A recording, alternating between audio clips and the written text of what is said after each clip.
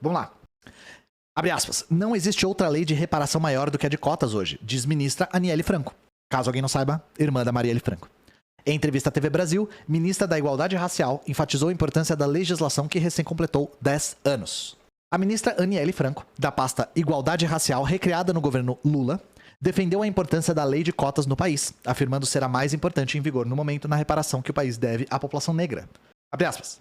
A lei de cotas é uma das maiores reparações que temos no país. Eu sou fruto da lei de cotas dentro da Universidade Estadual do Rio de Janeiro, onde eu muito me orgulho e tenho falado. Vou repetir muito isso e agradecer ao presidente Lula, porque não existe outra lei de reparação maior do que a lei de cotas hoje em dia no país. Lei de cotas completou 10 anos de implementação em agosto do ano passado. De acordo com o IBGE, entre 2010 e 2019, o número de negros nas universidades do país cresceu 400%. O INEP, de 2018, mostra que a participação de indígenas no ensino superior aumentou 842% entre 2010 e 2017. Quando a lei de cotas foi criada, já havia programas de reserva de vagas para a população negra em 80% das universidades públicas do país. A pioneira foi a Universidade Estadual do Rio de Janeiro, UERJ, que adotou o modelo em 2003. A lei foi fruto da luta e elaboração do movimento negro. Ainda em 1983, o então senador Abdias do Nascimento apresentou o projeto de lei 1388, que previa a criação de 20% de cotas para mulheres e negros no serviço público e nas universidades. Abre aspas para Aniele. Falando de 2012, que foi o ano que eu entrei, ainda tinha ali muita gente que falava: a lei de cotas não funciona. Ou até mesmo que falava: os cotistas, quando entram, não conseguem acompanhar. Então eu vim de uma trajetória de 12 anos nos Estados Unidos, estava com meu inglês fluente e foi ótimo, porque eu consegui comprovar dentro da universidade que aquilo não era real. Gente, vamos falar da lei de cotas? Vamos conversar sobre a lei de cotas? Porque toda vez que me perguntam assim: Ian, o que você acha da lei de cotas? A minha resposta é sempre a mesma. Eu não tenho que achar nada. A gente tem que ver o que a lei de cotas foi. A gente tem que ver qual foi o benefício que a lei de cotas nos trouxe. Qual foi o resultado da lei de cotas. E é isso que eu queria fazer aqui com vocês hoje. Vamos falar da lei de cotas de maneira qualificada, gente. Vamos falar sem espantalhos. Porque a lei de cotas completou 10 anos. A gente já tem informação suficiente para verificar se o que se previa a respeito da lei de cotas se confirmou ou não se confirmou. Então, para quem não acompanhou todo o debate, a lei de cotas que a gente está falando aqui é de 2012. Ela entrou em vigor em 2013. Só que, como diz o texto, já em 2003, algumas universidades começam a adotar cota para aluno em escola pública. Em 2012, quando a lei de cotas é aprovada, já 80% das universidades tinham alguma política de cota. Essa lei que a gente está conversando hoje é a Lei 12.711. O que ela determina? Determina que metade das vagas sejam destinadas a estudantes que fizeram todo o ensino médio em escola pública. Ela começou a valer em 2013. Dentro disso, metade deve ser para estudante com renda familiar por pessoa igual ou menor a um salário mínimo e meio. E a outra maior a um salário mínimo e meio.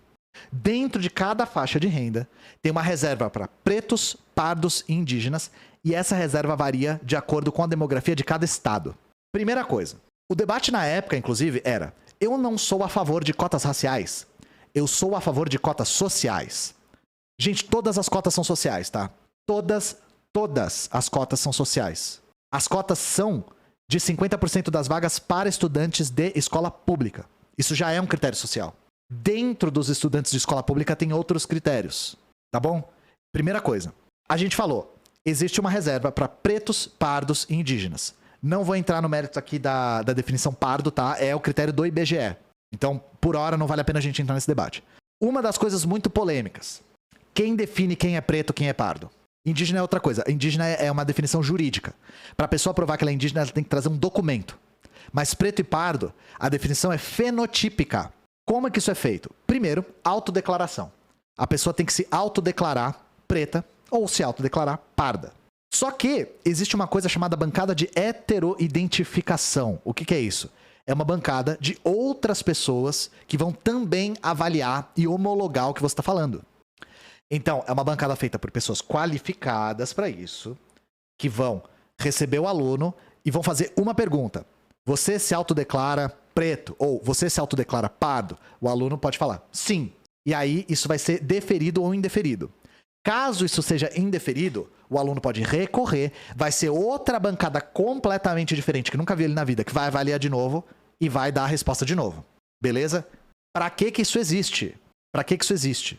Isso existe para evitar fraude. Já aconteceu fraude? Já. E pessoas muito oportunistas que são contra as cotas pegam a fraude e usam como se fosse regra.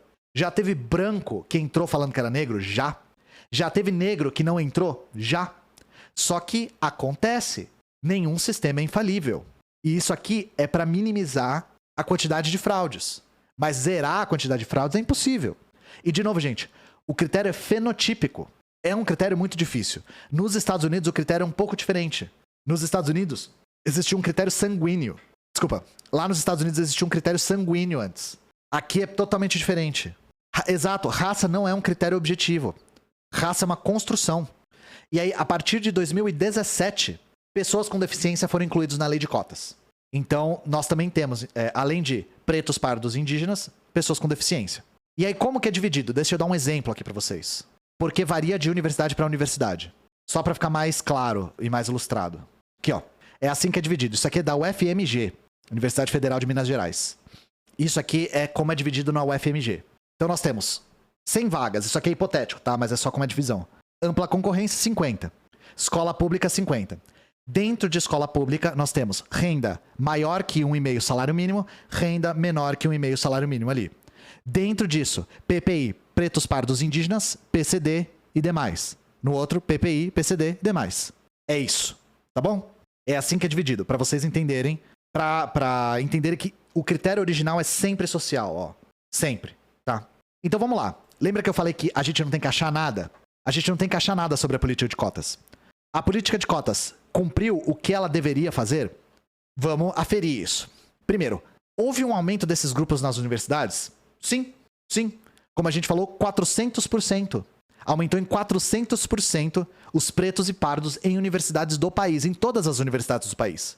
E a lei de cotas é só para as federais, o que não quer dizer que as estaduais também não tenham políticas de cotas. Então dá uma olhada nesse gráfico aqui, ó. Ingressantes em cursos presenciais nas universidades federais por tipo de vaga acionada. Então nós temos aqui, eu sei que tá difícil de ver, eu vou aumentar um pouco. Então nós temos aqui, o azul é ampla concorrência, olha a ampla concorrência em 2010, era 90%. Em 2019 era 61%. Ou seja, 61% dos alunos entraram por ampla concorrência e os demais entraram por cotas. Mas Ian, não era 50-50? Por que não é 50-50? Porque isso aqui são as pessoas que se matricularam. Então, uma das coisas que identificaram ao longo do tempo é nem todas as cotas são preenchidas.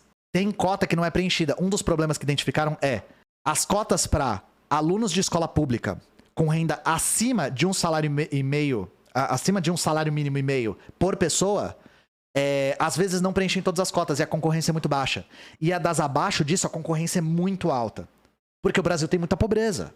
Então essa é uma das coisas que agora nos 10 anos tem que ser revisado. Mas ó, houve um aumento expressivo. Tá vendo ali na legenda? Esse azul aqui de cima é escola pública mais racial. Isso aqui já existia antes. Dá pra ver uma divisão direta ali, ó, em 2012. 2012 é quando a lei de cotas é aprovada. Então, primeiro de tudo, né?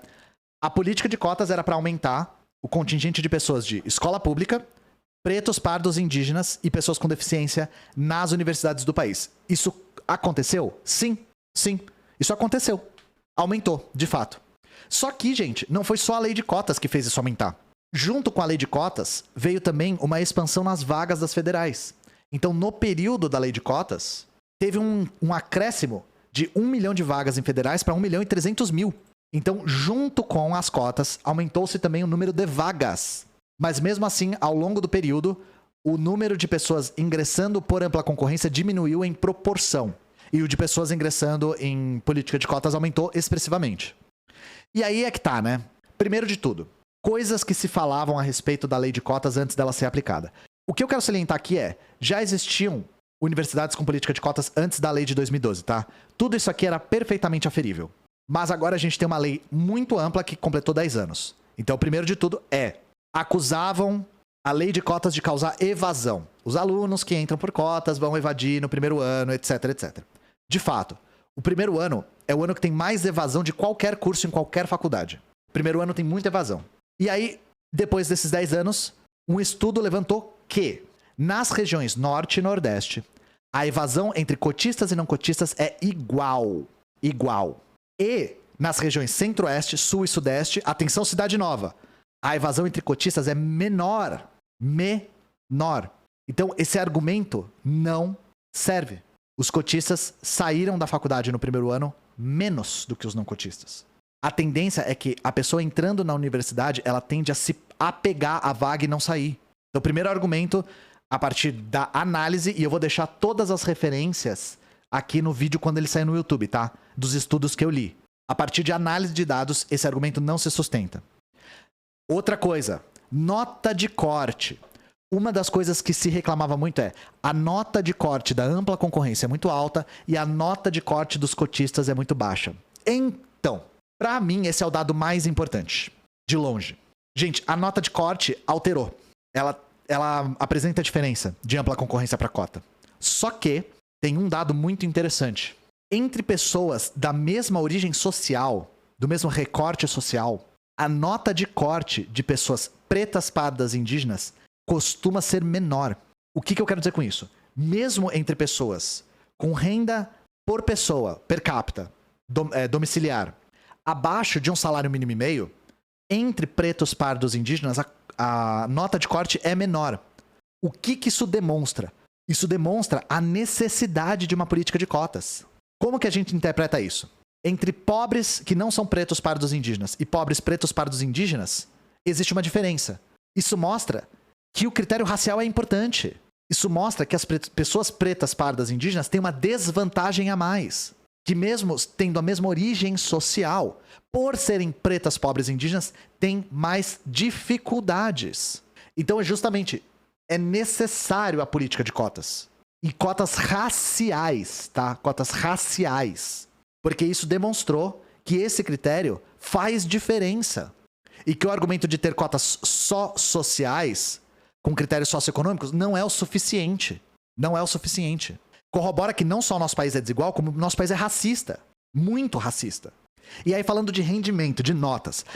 Os alunos não vão conseguir acompanhar e vão diminuir o rendimento de toda a sala. E aí toda a universidade vai ficar ruim porque os alunos são ruins.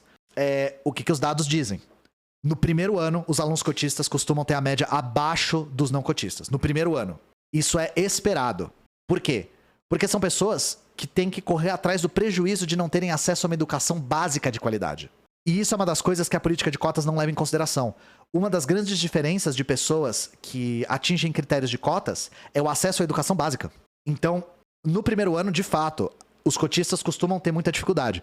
Só que no final do curso, quarto ano, quinto ano, sexto ano, isso tende a se nivelar e fica indiferente.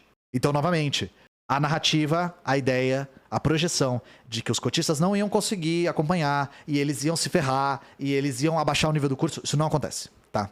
Isso não acontece e não aconteceu. De novo, outro argumento que, a partir do estudo da prática da política de cotas, demonstrou que isso não é real. E agora que a gente atingiu 10 anos da política, isso passou por uma revisão. O que tem que melhorar? O que tem que melhorar? Primeira coisa é o que eu já falei.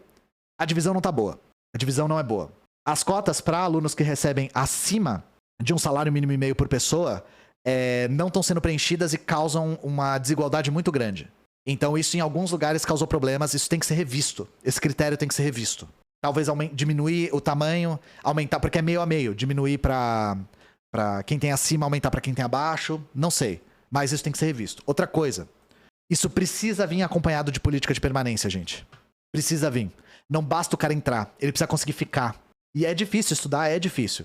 Então as pessoas precisam de política de alimentação, política de habitação, política de transporte, política de material, aquisição de material. Então essas duas coisas precisam andar de mãos dadas. Não é só o aumento de vagas e a política de cotas. Mas é isso. Novamente, se perguntarem pra vocês o que vocês acham de política de cotas, vocês não têm que achar nada. O que a política de cotas trouxe? Qual foi o sucesso dela? E aí a gente já pode dizer que ela foi um tremendo de um sucesso. Um tremendo do sucesso. Nada do que era negativo que se previa aconteceu e teve um incremento muito grande na demografia mais desprivilegiada do país, sobretudo indígena. Correto?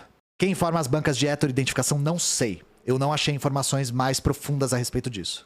E eu acho que tem que ver de universidade para universidade. Então tem que pegar o caso da UFC, pegar o caso da URGS, pegar o caso da etc. e olhar como eles fazem essa bancada. Eu sei que são pessoas que têm que ser formadas. Então, se eu não me engano, são sociólogos, são pessoas formadas em sociologia ou antropologia, uma coisa assim. Mas eu não sei como isso é recrutado, digamos assim. Não sei o meandro interno. Porque eu fiz USP, né, gente? USP é estadual, não tinha a mesma política. Na USP eu não acompanhei a lei de cotas, porque, apesar de eu ter entrado logo depois, é porque não teve a lei de cotas essa federal na USP. Que é a USP estadual, né? A UERJ foi uma das primeiras a ter. E a UERJ tem uma política de cotas muito antiga já. Mas é isso que eu queria trazer pra vocês. Eu vou deixar tudo disponível. Se vocês tiverem qualquer dúvida, leiam, tá? E todas as vezes que a gente for debater cotas, a gente tem que partir dos dados, tá, gente? Tem que partir dos dados. E tem pouca pesquisa, hein? Tá faltando coisa. Tá faltando um acompanhamento mais próximo dos alunos. Fazer pesquisas pegando o aluno desde o primeiro ano até o último e acompanhar a trajetória toda. Fazer isso em vários estados. Tá faltando isso. E não se esqueçam de que nosso país é extremamente racista e que tem pessoas que são contra a lei de cotas por serem extremamente racistas. E aí eu vi gente falando aí no chat, eu tava falando sobre a nota de corte de pretos, pardos e indígenas ser menor. Sempre. Se a pessoa usar isso pra dizer que pretos, pardos e indígenas são burros, naturalmente burros, tem que pôr fogo nessa pessoa, é o mínimo, sabe? Tipo, isso é um argumento que nem passa na cabeça de qualquer pessoa sensata. É claramente um indicador de desigualdade, de uma desigualdade que transcende critérios socioeconômicos.